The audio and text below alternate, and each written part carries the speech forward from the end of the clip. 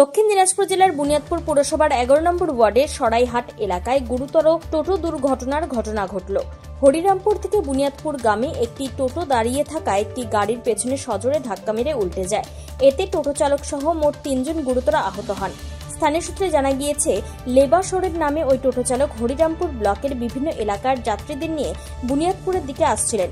পথে সরাইহাট এলাকায় দুর্ঘটনা ঘটে।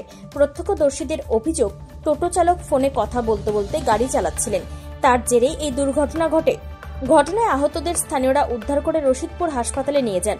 পরে তাদেরকে গঙ্গারামপুর মহকুমা হাসপাতালে রেফার করা হয়। দুর্ঘটনার ঘটনায় এলাকায় ব্যাপক চাঞ্চল্য ছড়িয়েছে। তবে এই বিষয়ে স্থানীয় বাসিন্দারা কি জানিয়েছেন শুনব। ঘটনাটা হলো তোমার এখানে? টোটো চালক ফোনে কথা বলছিল আর ডাইরেক্ট লরিতে ধাক্কা মেরে গেছে। তো তারপরে আমরা গাড়িটাকে বের করলাম, তারপরে হসপিটালে পাঠাইছি। তো টোটোতে কতজন ছিল? টোটোতে 4 জন ছিল। তাদের কি অবস্থা এখন? তাদের তো মাথায় ব্যথা লেগেছে, এখন বোঝা যায়নি, হসপিটালে পাঠালাম। টোটো চালকের কি অবস্থা এখন? তো মাথা ব্যথা লেগেছে, মানে একদম অবশ্যই শক্তি নাই। আর বাকি 3 জনের কি অবস্থা? ওদেরও মাথায় লেগেছে। তো তাদেরকে কি রেফার করা হয়েছে?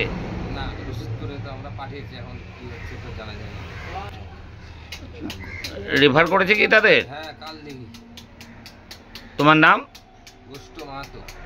তাহলে কি মনে করছো যে এই যে টোটো চালকরা ফোনে কথা বলতে বলতে মানে চালানোর জন্যই কি এই ঘটনাটা ঘটছে? হ্যাঁ, টোটো চালক ফোনে কথা বলছিল আর হাই স্পিডের গাড়ি ছিল। আর এলাকায় কিভাবে অ্যাক্সিডেন্টটা হয়েছে? আমরা তো দোকানে বসেছিলাম ক্লাবের সামনে, তো একটা বাইরের গাড়ি দাঁড় করানো ছিল, তো হঠাৎ দেখে টোটোটা আসে পিছন থেকে মেরে দেয় গাড়িটাতে। তারপরে টোটোতে কতজন ছিল? টোটোটাতে 4 জন ছিল।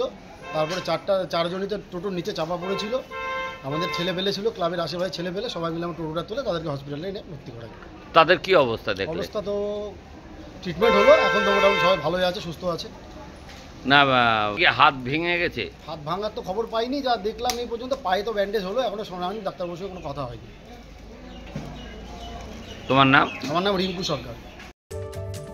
প্রশাসন সূত্রে জানা গিয়েছে, একাধিকবার টোটো চালকদের চালানোর সময় ফোনে কথা না বলার নির্দেশ দেওয়া হলেও অনেক চালকই সেই নির্দেশ অমান্য করছেন। এর ফলে যাত্রীদের নিরাপত্তা মারাত্মক ঝুঁকির মুখে পড়ছে। দক্ষিণ দিনাজপুরের বুনিয়াদপুর থেকে নিজস্ব প্রতিনিধির রিপোর্ট, টাইমস 14 বাংলা।